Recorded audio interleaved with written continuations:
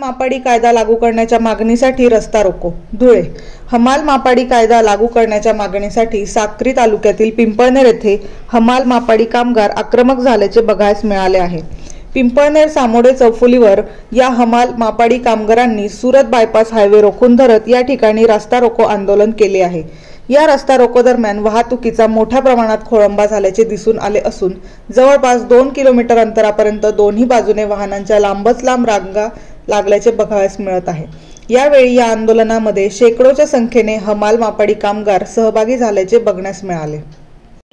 माथाडी कायद्यासाठी आज साक्री पिंपळनेर येथील सर्व हमाल मापाडी कामगारांनी हा जो रस्ता रोको आंदोलन केलेला आहे त्याच्या मागील कारण आहे की त्यांना गेल्या 7 ते 8 वर्षापासून हा माथाडी कायदा लागू झालेला नाही। माथाडी कायदा हा संपूर्ण महाराष्ट्रात लागू आहे, परंतु साक्री पिंपळनेर येथील या हमाल मापाडी कामगारांना आजपर्यंत माथाडी कायदा लागू झालेला नाही।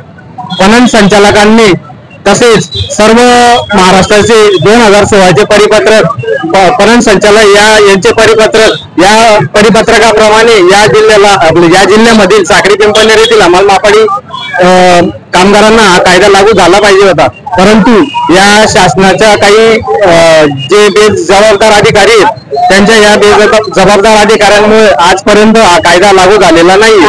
त्यामुळेच शेवटी वैतागून आज हमाल मापाडी कामगारांनी हा कायदा लागू व्हावा म्हणून आज या ठिकाणी रस्ता रोको हे आंदोलन केलेले आहे। तरी माझी शासनाला विनंती आहे की आजच्या या आंदोलनाची दखल घेत लवकरात लवकर हा कायदा या साक्री पिंपळनेर मधील हमाल मापाडी कामगारांना लागू करावा, अन्यथा यापुढे याहीपेक्षा तीव्र आंदोलन करण्यात येईल याची त्यांनी नोंद घ्यावी। निवेदन आम्ही सर्व आपले जिल्हा अधिकारी कार्यालय यांना दिलेलं आहे, कारण 2 वेळा त्यांच्याकडे बैठका झाल्या। 2 वेळा बैठका होऊन देखील त्या ठिकाणी काहीच निष्पन्न झालेलं नाही। त्यांनी आदेश काढणं अपेक्षित होतं, परंतु त्यांनी आदेश काढलेले नाही। सर्व नियमात असताना देखील हे नियम आदेश काढले जात नाही, याच्या मागचं कारण काय ते आम्हाला अजून कळलेलं नाहीये।